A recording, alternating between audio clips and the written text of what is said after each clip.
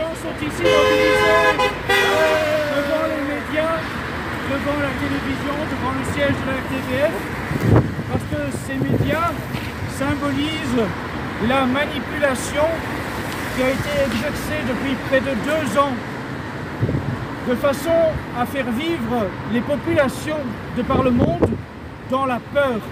Tout est fait matin, midi et soir pour que nous vivions dans la peur. Nous sommes maintenus dans une terreur disproportionnée, dans une terreur sans raison.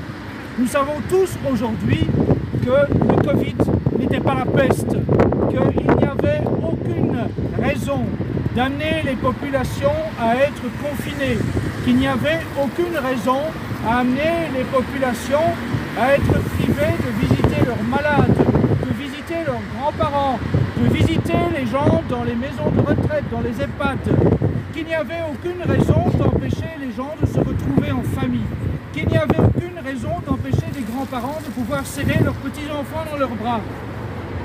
Hélas, les médias ont été les complices de cette manipulation. Ils ont sans cesse répété qu'il y avait un danger tel que les petits-enfants devaient eux-mêmes chercher à se faire vacciner pour éviter de contaminer leurs grands-parents. On a culpabilisé des tout petits enfants pour quelque chose qui était insignifiant. On sait aujourd'hui, de par les témoignages de différents pédopsychiatres, de différents chefs de clinique spécialisés dans le traitement des enfants, qu'il y a eu une explosion de tentatives de suicide chez les enfants comme il n'en a jamais existé. Des pédopsychiatres ont témoigné qu'on en était arrivé à ce que des enfants se défenestrent, se jettent par les fenêtres, de peur de contaminer leurs grands-parents. Ça, c'est le résultat d'une abominable manipulation. Et il faudra qu'un jour, des gens payent pour cela. Il faudra qu'un jour, il y ait un tribunal pour rendre justice aux populations maltraitées et pour que les coupables soient punis.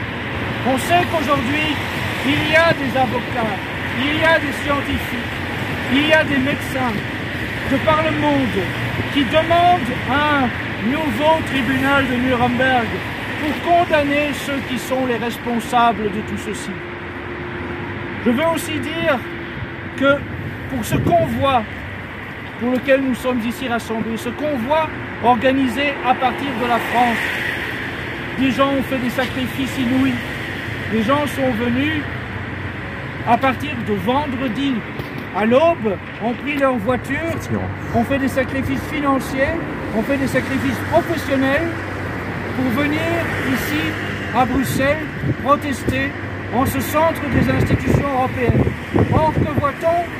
C'est que les organisateurs officiels de cette manifestation les ont abandonnés, les ont trahis. C'est une honte que des milliers de gens ont été conduits jusqu'à Lille hier soir, dans le but de les amener à Bruxelles pour retrouver des convois venus d'autres pays européens. Des organisateurs officiels leur avaient promis des podiums, des autorisations officielles de manifester, des retrouvailles avec des convois des Pays-Bas, d'Allemagne, du Luxembourg, des pays de l'Est. Or, que s'aperçoit-on? Eh bien, que ces organisateurs officiels ont menti de bout en bout à des gens qui leur avaient fait confiance. Les ont amenés jusqu'à la frontière et puis leur ont dit, en gros, on vous a fait rouler pendant 3 jours et maintenant, ben non, vous n'irez pas à Bruxelles, ou en tout cas, on ne vous suivra pas à Bruxelles. Et vous ont dit, oh bon, au mieux, on ira à Strasbourg pour voir quelques députés européens. Et donc des centaines de gens sont aujourd'hui dispatchés à Bruxelles, abandonnés par les organisateurs qui les ont fait venir. Ils n'ont plus ni consigne, ni moyen de transmission efficace, ni lieu de rendez-vous, ni organisation pour les héberger ou pour les nourrir. c'est un scandale. Il faudra là aussi qu'on identifie quels ont été les véritables organisateurs de cette manifestation pour qu'on sache qui a trahi la population, qui a trahi ceux qui croyaient en la possibilité de revendiquer la liberté. Parce que c'est bien une manipulation qui aura évidemment pour effet, ou qui en tout cas avait pour objectif, de démobiliser, de démotiver les forces vives. Au cours de la semaine qui précédait, il y avait une extraordinaire dynamique en France et en Belgique autour de ces convois. C'était une source d'espoir extraordinaire pour des centaines de milliers de personnes de voir ces convois se mettre en route.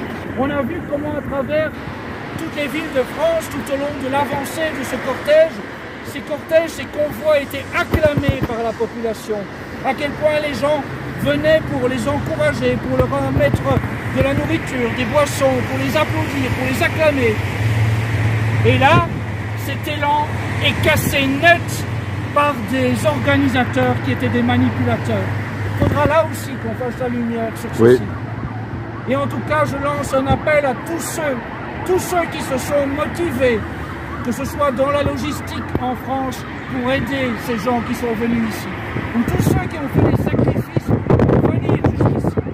Tenez bon, malgré toute la déception, malgré toute l'amertume qui peut être la vôtre du fiasco organisé pour cette manifestation, pour ce rassemblement. Parce que malgré tout, vous avez démontré que vous étiez une force vive, que vous étiez une force dynamique, prêt à de véritables sacrifices.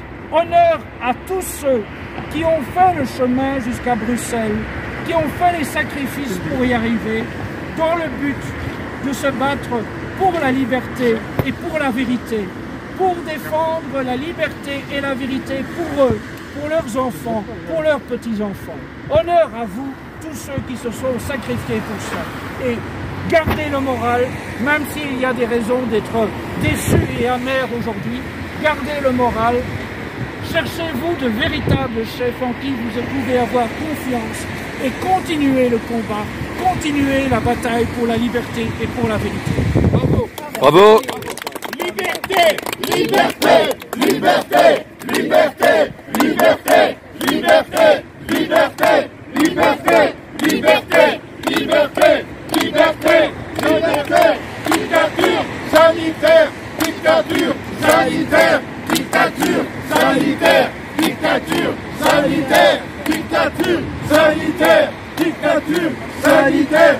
Dictature sanitaire! Tyrannie sanitaire! Tyrannie sanitaire! Tyrannie sanitaire! Tyrannie sanitaire! Tyrannie sanitaire! Tyrannie sanitaire! Wow!